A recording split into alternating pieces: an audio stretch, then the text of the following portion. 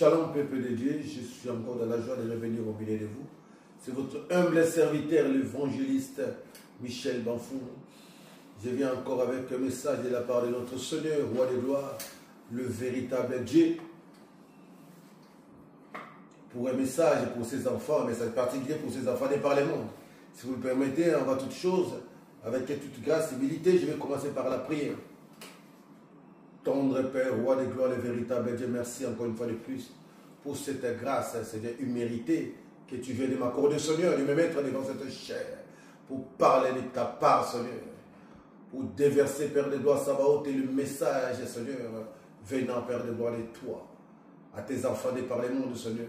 Merci pour cette opportunité que tu m'as offerte, Seigneur. Grand Maître Saint-Esprit de Dieu, déverse l'onction d'enseignement, l'onction de prédication, ton serviteur. Que tout ce qui sortira de ma bouche vienne, Père de gloire, tout droit de ton inspiration, Seigneur. Éloigne les mauvaises pensées, tout ce qui est charnel. Embrasse mon âme, esprit, Seigneur. Que, Seigneur, cette parole soit avec une puissance autorité, Seigneur, pour toucher le cœur de tes enfants et par le monde. Manifeste ta puissance, Seigneur. Règne au milieu de nous jusqu'à la fin. Seule ton autorité, Seigneur, puisse régner, demeurer dans ce lieu.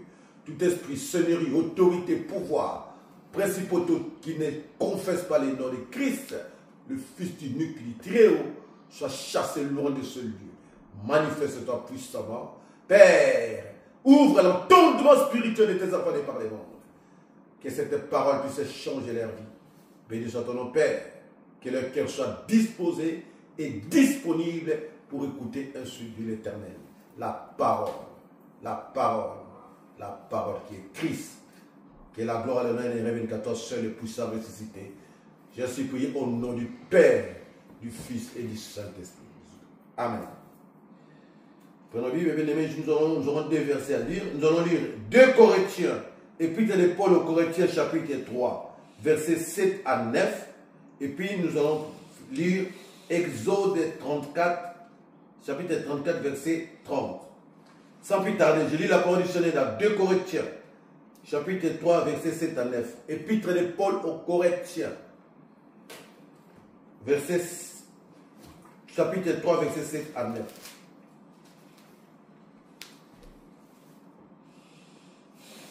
Or, si le ministère de la mort, gravé en lettres sur les pierres, a été entouré d'une telle gloire, que les fils d'Israël ne pouvaient fixer les yeux sur le visage de Moïse à cause de la gloire de son visage, pourtant passagère. Comment le ministère de l'Esprit n'en aurait-il pas davantage? Pardon? Si, en effet, le ministère de la condamnation fut glorieux, combien plus le ministère de la justice l'emporterait-il en gloire? Je continue. Exode, chapitre 34, verset 30.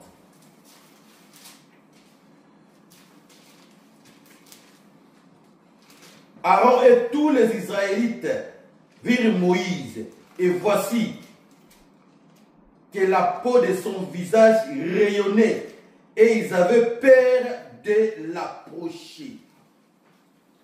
Parole du Seigneur. Est-ce que nous pouvons quand même la parole du roi des gloires? La loi bien-aimée qui était une ligne de conduite pour les enfants d'Israël à ne pas dépasser, et qui était aussi une condamnation pour ceux qui n'obéissaient pas à cette dernière, et a mené à la mort et à la condamnation tous celles et ceux qui n'obéissaient pas à cette loi.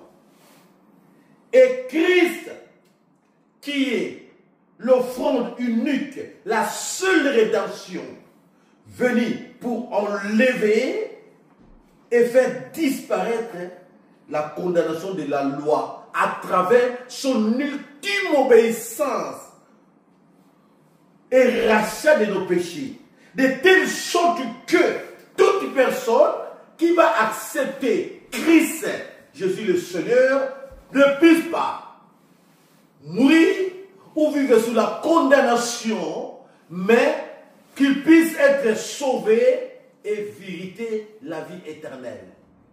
Et cette dernière, ou cette personne, ne pourra plus être condamnée ou dégager une mauvaise odeur qu'on appelle l'odeur de la mort, mais pour que cette dernière puisse dégager une bonne odeur qu'on appelle l'odeur de la vie. Bien-aimé, notre thème de message de ce jour est le ministère de la mort et le ministère de l'esprit. Comme sous-thème, nous pouvons dire le ministère de la condamnation et le ministère de la justice. L'Éternel Dieu créateur a donné les 10 commandements qu'on appelle la loi à Moïse, aux enfants d'Israël, dans le mont de Sinaï. Quand Moïse allait pour raconter l'Éternel des armées, en descendant la première fois qu'il est parti raconter l'Éternel des armées, Dieu lui-même a écrit sur 2 tables de pierre la loi qui devait obéir. Et Moïse, à la face du Seigneur, quand il est descendu, son visage rayonnait tellement, de telle sorte qu'il ne pouvait pas les regarder. Il avait peur de les regarder parce qu'il était rempli de la gloire, mais la gloire de Dieu. Oh, cette gloire-là était passagère. Oh, bien-aimé, quand on parle de la loi, quand il y a la loi, cela veut dire qu'il y a une condamnation derrière. La loi sans la condamnation est vaine. On ne peut pas parler de la loi sans pourtant parler de la condamnation après. Quand il y a une loi, automatiquement il y a une condamnation. Dieu a commencé dès le début de la création de l'homme à mettre la loi. Comme je disais jadis que la loi n'a pas commencé au mont de Sinaï avec Moïse et les enfants d'Israël, mais la loi avait commencé déjà quand Dieu avait établi l'homme dans le premier jardin. Et vous remarquerez que cette loi était accompagnée d'une condamnation. C'est-à-dire, si vous n'obéissez pas, qu'est-ce qui vous attend? C'est la mort. Or, il a fallu que, parce que si nous lisons la Bible nous parle, nous sommes dans Romains chapitre 3, 23. Quelle dit la parole? Tous ont péché, ont perdu la gloire de Dieu. Nous sommes dans Romains 23. Je vais lire rapidement la parole du Seigneur. Romains chapitre 3, verset 23. Épître de Paul aux Romains. Romains chapitre 3, verset 23. Tous ont péché et sont privés de la gloire de Dieu. Romains chapitre 3, verset 23.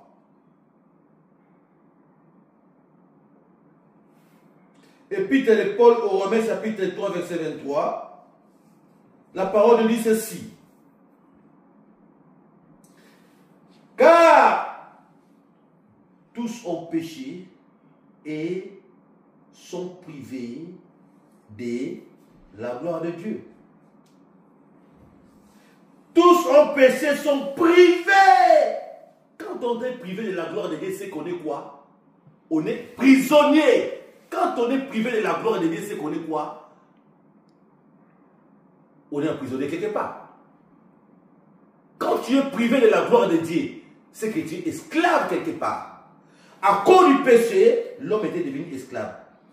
Et, écoutez, nous sommes à 24, et ils sont péchés, et sont privés de la gloire de Dieu, descendants, et ils sont justifiés par la faveur de la grâce, en vertu de la rédemption accomplie dans le Christ Jésus.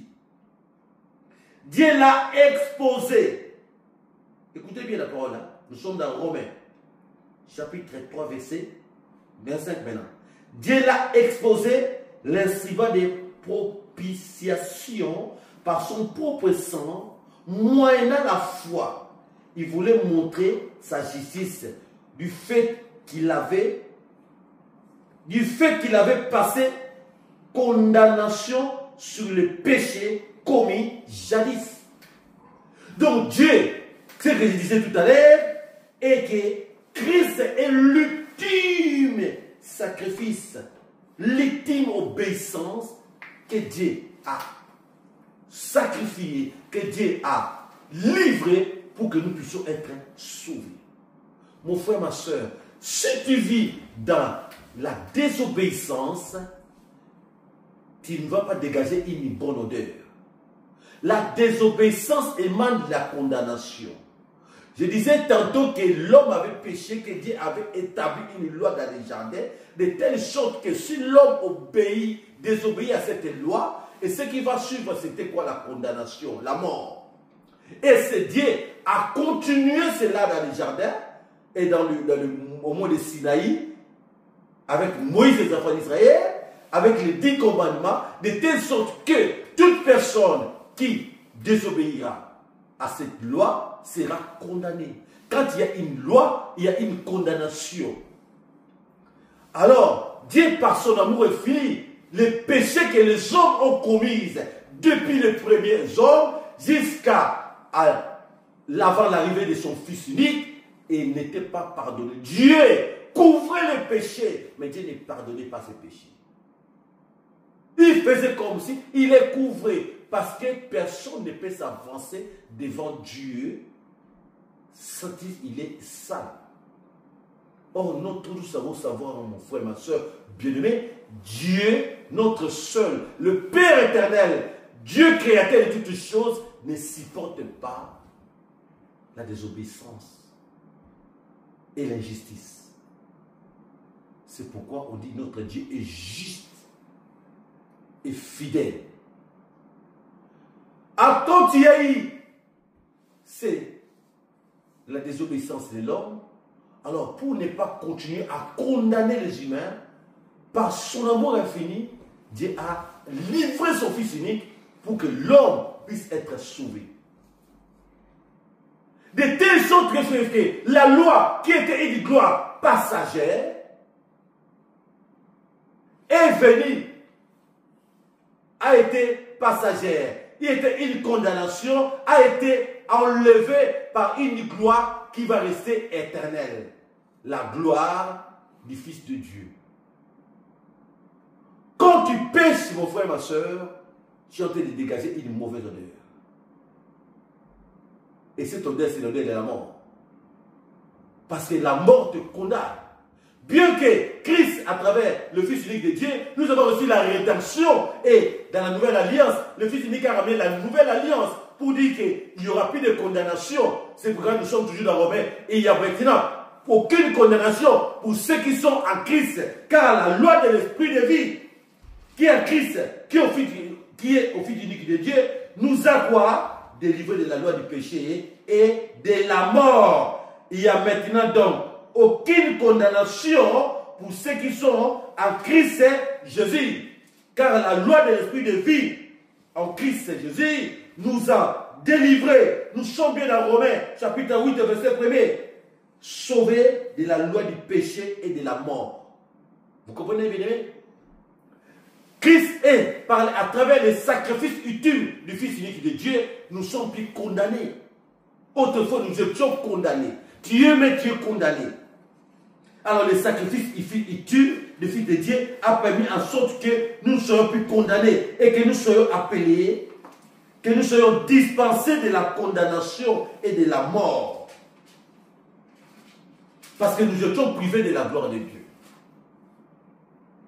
Quelle odeur dégages-tu, mon frère, ma soeur? Quelle odeur dégages-tu? Est-ce que tu dégages l'odeur de la vie ou tu dégages l'odeur de la mort? Quelle odeur dégages-tu, mon frère, ma soeur? Puisque nous savons que notre Dieu nous a rachetés à travers son Fils unique pour que nous ne puissions plus subir, dégager ou sentir mauvais, parce que les péchés sont mauvais. Les péchés sont mauvais. Mais tandis que l'obéissance sent très bon. La désobéissance sent mauvais. L'obéissance sent très bon. C'est pourquoi le Créateur de toutes choses nous a donné son esprit, l'esprit de son Fils, à toute personne qui l'a accepté, le seul Seigneur et Sauveur de sa vie. Les seules voies, le seul chemin qui amène à la rédemption, c'est Christ. Ce Dieu à travers son Fils unique, qui est Christ, le roi des rois, le Seigneur des seigneurs. Dieu nous a donné le Saint-Esprit à travers son Fils, de telle sorte que toute personne puisse convertir son cœur et à abandonner les mal pour acquérir ce qu'on appelle la vie. Vous savez, il y a des délinquants spirituels, il y a des criminels spirituels. La place des criminels, c'est où? C'est dans la prison. Comme il y a des délinquants de la route, il y a des délinquants de la cité, et il y a aussi des délinquants spirituels. Mon frère, ma soeur, si tu n'obéis pas à la voix de ton Seigneur, si tu ne fais pas la volonté de ton Dieu, tu es considéré comme un délinquant. Or, les délinquants sont condamnés. La place des délinquants, quoi? C'est la prison. Ce n'est pas Dieu qui te condamne, mais c'est l'ennemi qui te met en prison. Pourquoi? Parce qu'il sait que si tu n'obéis pas à la volonté de Dieu, tu es condamné. Oh, mon frère, ma soeur, le seul secret, c'est quoi? Dieu nous demande, quand tu tombes dans le péché, il faut se repentir. Dieu nous demande de nous repentir. La seule voie qui peut te sauver, premièrement, Dieu est obligé d'accepter son Fils unique dans ta vie. Ça, c'est la première condition. Et la seconde, une fois que tu as accepté le Fils unique de Dieu, Dieu te donne son esprit. C'est l'esprit du Fils unique qui va convertir ton cœur à abandonner le mal et à suivre le chemin, la voie, si vous voulez bien, de la vérité et de la vie. Mais une fois que tu tombes, étant un être humain, avec la chair, il faut te révéler. Quand je demande de te relever, ce n'est pas le fait de tu es tombé, de te relever, c'est-à-dire de te relever et de te repentir. Et de continuer ton chemin avec le Seigneur.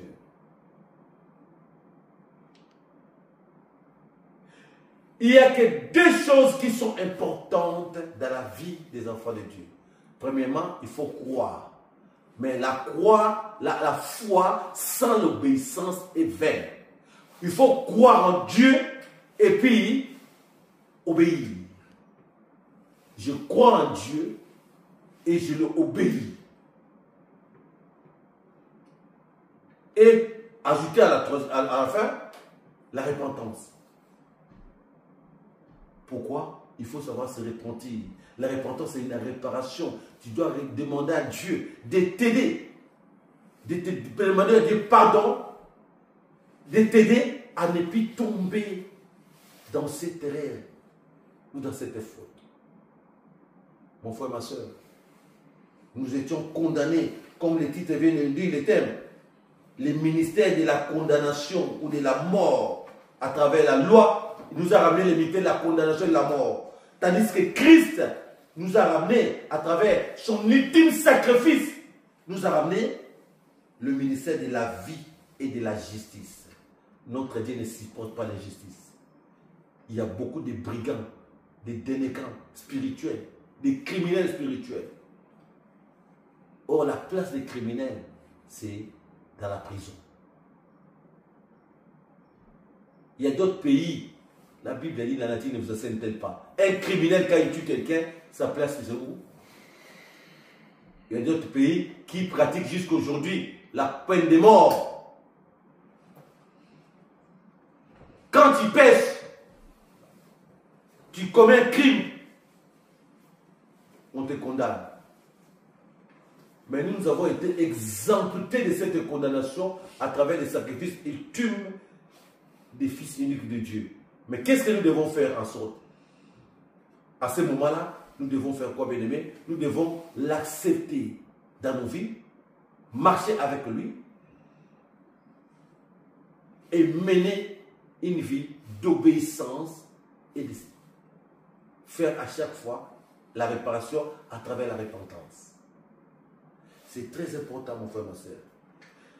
Vous savez, ton corps physique, charnel, peuvent être détruits, fatigués, affaiblis. Mais les corps spirituels, ce qui est plus important, c'est les spirituels. Parce que c'est les spirituels qui dominent le physique. Une fois que tu as l'esprit de vie en toi, ton corps spirituel sera renouvelé et cela va pousser à ce que ton corps physique aussi soit en bonne santé. Pour que ton corps physique soit en bonne santé, ton corps spirituel doit être en bonne santé. Et pour que ton corps spirituel soit en bonne santé, tu es obligé de marcher dans l'obéissance à l'égard de notre Dieu, à travers son Fils unique. Tu es obligé de croire à son Fils, de marcher dans la foi. Tu es obligé d'accompagner cette foi avec l'obéissance. Et tu dois accompagner aussi cette obéissance avec la vie de sanctification. Et cette vie de sanctification, avec quoi? La repentance et la réparation. Car nous servons un Dieu qui est tellement miséricordieux, compatissant, mon frère, ma soeur, rempli de bonté, d'amour.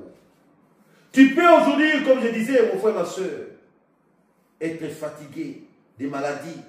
Ton corps extérieur peut te sembler affaibli par les maladies, par toutes sortes de problèmes, par toutes sortes de soucis. Mais ton corps intérieur, une fois qu'il se renouvelle, il va automatiquement influencer ton corps extérieur physique à être en bonne santé.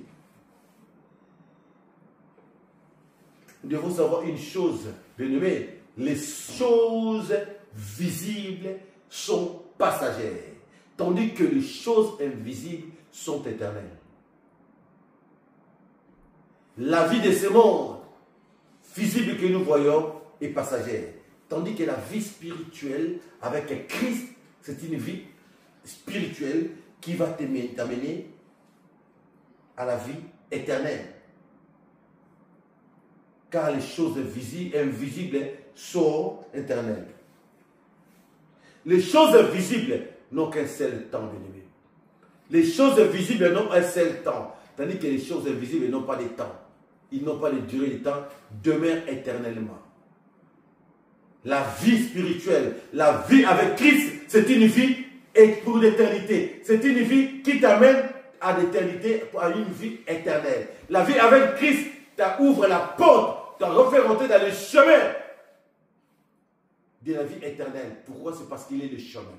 Tandis que la vie charnelle de ce monde, la vie du péché, t'amène à la disparition.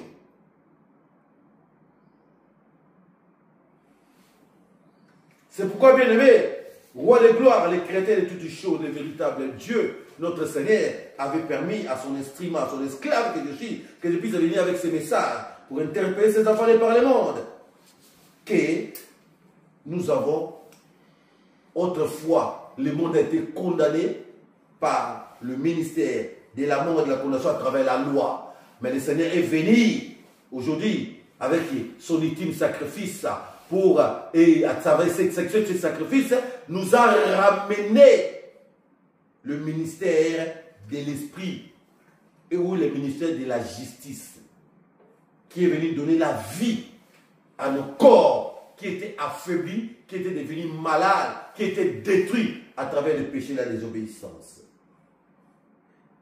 C'est pourquoi, Père éternel, bien-aimé dans le Seigneur, le créateur de toutes choses veut assez que nous puissions trembler devant sa face.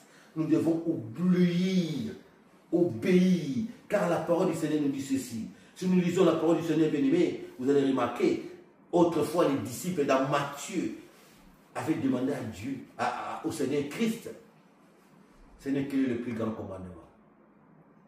Nous sommes dans Matthieu chapitre 26, verset 39 à 39. Verset 36 à Matthieu 22, chapitre 22, verset 36 à 39. quel est le plus grand commandement? Qu'est-ce que le Seigneur a répondu? Tu aimeras le Seigneur ton Dieu de tout ton cœur, de toute ton âme, de toutes tes pensées, corps, âme, esprit. À d'autres termes, tu aimeras l'Éternel ton Dieu avec tout ton corps, avec toute ton âme, avec tout ton esprit. Et le second qui lui est semblable, tu aimeras ton prochain comme toi-même. Tu ne peux pas prétendre aimer ton Dieu en marchant dans l'obéissance. Désobéissance, pardon. Tu ne peux pas prétendre aimer ton Dieu tout en marchant comme un délinquant. Les délinquants n'ont pas de statut dans ce monde. Les délinquants ne sont pas respectés. Parce que leur place, ce n'est pas dans ce monde, leur place, c'est dans la prison. Les brigands, les criminels spirituels, leur place, c'est dans la prison. Tu veux demeurer dans la prison. Ce n'est pas Dieu qui va te mettre dans la prison, mais c'est l'ennemi, à travers ta marche, à travers ton obéissance, à travers ton manque d'écoute. C'est pourquoi, mon frère, ma soeur, le Seigneur est venu nous donner ces éléments pour que nous puissions savoir que nous avons été déjà rachetés par le sang précieux du sacrifice ultime de son Fils unique. Mais pour cela, nous devons croire premièrement à son Fils unique. Deuxièmement, nous devons obéir à son Fils unique. Et troisièmement, mener une vie de crainte et d'obéissance. Et pour en finir, accompagner cette vie-là de la repentance et de la réparation. Que Dieu vous bénisse et bénisse sa parole.